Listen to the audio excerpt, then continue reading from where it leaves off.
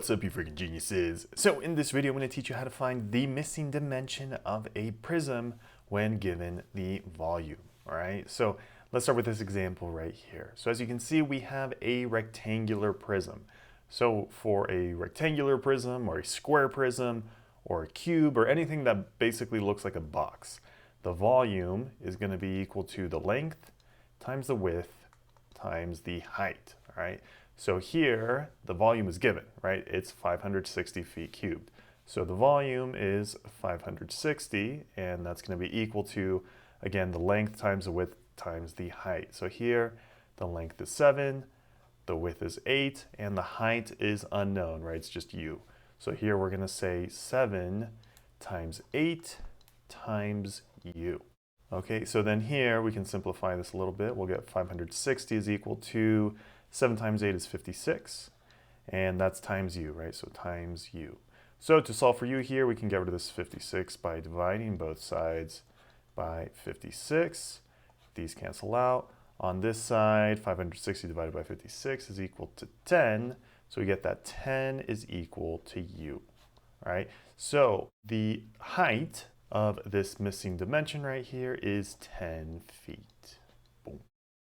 All right, here's the next example we're going to cover. So here, again, we're given the volume. It says it's 80 centimeters cubed. And this time, this is a triangular prism, right? So the formula to find the volume of a triangular prism is the volume is equal to the base times the height, where the base is really just the area of a face. And then the height is really just the third dimension that we haven't used, right? So here we can say that the volume of this triangular prism is equal to, again, the base, or in other words, the face. So for instance, we can find the area of this face right here, right, of this triangle. So let's do that. What is the area of just this triangular face right here? Well, the area of a triangle is equal to 1/2 the base times the height, right? So we can say that the area of this triangle right here is equal to 1/2 the base, which is 5, and the height, which is 8. All right, 5 times 8 is equal to 40, and half of 40 is equal to 20. So the area of just this triangle right here is equal to 20, and specifically centimeters squared, right? So that's the area of the face, or again, we could call it the base, 20. And then we're going to multiply it by the height, but really we're just multiplying it by the third dimension that we didn't use. And in this case, that would be this dimension, right, the width. So here, we're going to say instead of multiplying by the height, we want to just multiply by the width, okay? And again, this is equal to the volume, right?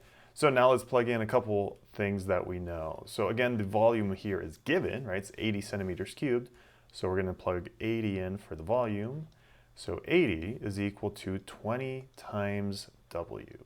So to solve for W, we could divide both sides by 20, right? So then on this side, they cancel out. And we get that W is equal to 4. Okay, and don't forget our units are centimeters, right? So this last dimension right here, the width is 4 centimeters. Boom. All right, here's the last problem that we're going to do. So as you can see, this time we're given a hexagon, a regular hexagon, right? All the sides are the same length. So this is a hexagonal prism. And the volume here is given as 72.66 inches cubed. We're given that each side length is 2 inches, and we're just looking for this length right here, which is labeled as x. Again, to find the volume of any prism, we can say that the volume is equal to the base times the height, where the base, again, is just the area of a face, and then the height is just that third missing dimension that we didn't use, all right? Or the one that we're looking for. Okay, so here, let's find the area of a face, specifically of this hexagon right here. So as you can see, this hexagon, it's a regular polygon.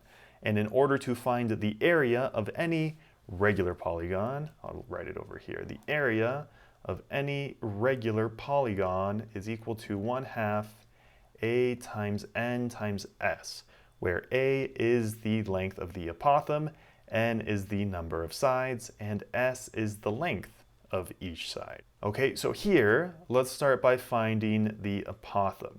Now, if you don't remember what the apothem is, I basically drew the hexagon really big over here so we can kind of work it out. So the apothem is just the distance from the center of your polygon to one of the sides. So I'll just draw it to this bottom side right now. Okay, so it's that distance right there. And it hits this bottom side at the midpoint, basically splits it in half.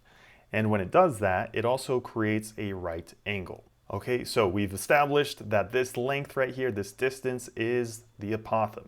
Now, how do you find that length? Well, one other thing that we need to find is a central angle. And a central angle extends from the center of your polygon to the vertices, right? So like to this vertice and this vertice. Okay, so if I drew an angle to those two vertices that are right next to each other, this angle right here is a central angle, that whole angle right there. And however many sides you have, that's how many central angles you have.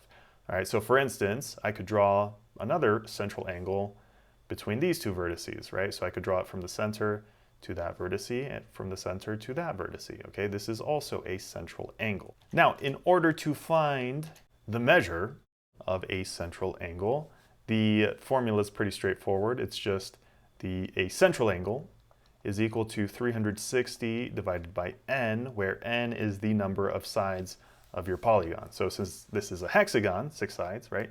This is going to be equal to 360 divided by 6, and that's equal to 60 degrees, all right? So this angle right here, and the measure of all these central angles are 60 degrees. However, we know the apothem goes straight down the middle, right? So basically splits this angle in half.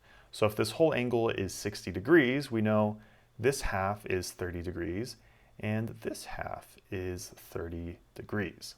Okay, so as you can see, we've basically formed a right triangle right here. So we're going to be able to use trig in order to find the height or the length of this apothem.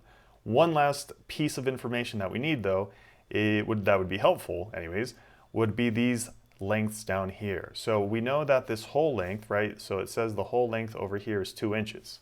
So if this whole length is 2 inches, but we know that this line, the apothem, cuts it in half, then we know this side is 1 inch, and we know this side is 1 inch. Okay, great. So in order to find the height or the length of this apothem, let's just label it as A.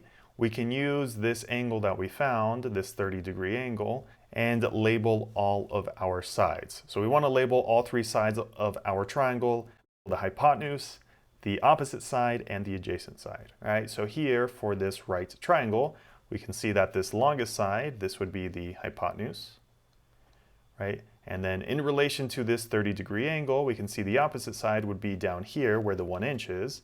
So this is the opposite side. So then that means this last side where the apothem is must be the adjacent side. Okay, so which trig function do we want to use? Sine, cosine, or tangent?